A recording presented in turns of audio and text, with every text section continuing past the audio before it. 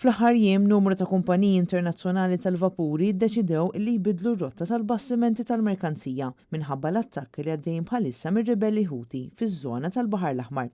Dan wassal biex diversi vapuri jevitaw ir-rotta lejn il-Baħar Mediterran bil-konsegwenza li numru ta' containers spiċċaw ma waslux f'pajjiżna. Fid-dawl ta' dan kollu il-Freeport jinsab f'kuntatt kontinu mal-klijenti tiegħu dwar il-containers li suppost kellhom jassu Malta fil-ġranet li ġejjin. Fis-qarrija l-kap eżekuttiv tal-Malta Freeport Alex Montebello qal li din hija sitwazzjoni straordinarja fejn għalkemm numru ta' bastimenti qed jirnexxielhom jgħaddu mill-Baħar l-Aħmar u mill-Kanal ta' Suez hemm bost oħra li qed ikollhom ibidlu r-rotta tagħhom u allura qed jaqbżu il-Baħar Mediterran. Montebello qal li f'din is-sitwazzjoni l-flessibilità hija kruċjali filwaqt li qed jinżamm kuntatt kontinu mal-klijenti tagħhom.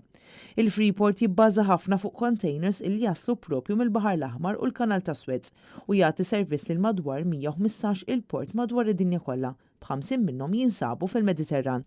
Fl-aħħar jiem aktar minn 100 bastiment tal-merkanzija kellhom ibidlu l-vjaġġ tagħhom u jgħaddu mill-Afrika t'isfel sabiex jevitaw il-Kanal ta' Suez. Da minħabba li r-ribelli Ħuti spiċċaw jattakkaw bastimenti li kienu għaddejjin qrib il-kosta tal-punent tal-Yemen. Ir-ribelli Ħuti li huma allinjati mal-Iran qalu li wettqu dawn l-attakki bitweġiba għal bombardamenti fuq Gaza mill-Iżraeljani. Bl-Istati Uniti qed tipprova tmexxi koalizzjoni navali sabiex tipproteġi id-tbaħħir fil-Kanal ta' Suez. Intant fl-aħħar sigħat il-forzi tal-Istati Uniti u tar-Renju Unit irnexxilhom iwaqqgħu 21 dron u missila li kienu sparati mill-Ħuti fin-nofsinhar tal-Baħar l-Aħmar.